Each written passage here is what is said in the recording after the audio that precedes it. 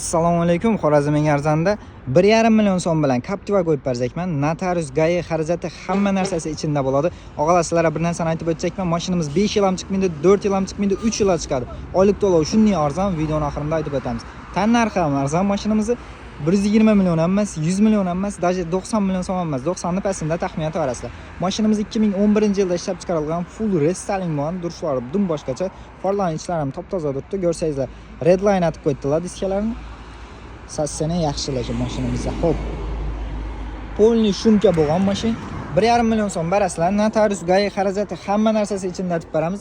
Yurgan probeg ham ko'p emas, 190 ming probegda turibdi. Pokoleniya metal uстановка bo'lgan mashinamizda молочный salon ne deydi og'alar? Xorazmning arzonda hazrat paydashlaringiz uchun 1,5 million so'm bilan chiqarib beramiz. Notarius gai xarajati hamma narsasi ichida bo'ladi. Oylik to'lovi 5,5 million so'mdan 35 oyga chiqib turibdi. Keyingi masala mashinamizda tan narxiga kerak bo'ladigan bo'lsa, tan narxi 100 million emas, ya'ni aytganimning 85 million so'm narx ustida shitir bo'lsa, beramiz. Kimga mashinamiz qiziqadigan bo'lsa, bizani Telegram kanaliga o'tib, egasini nomerini olsangiz bo'ladi.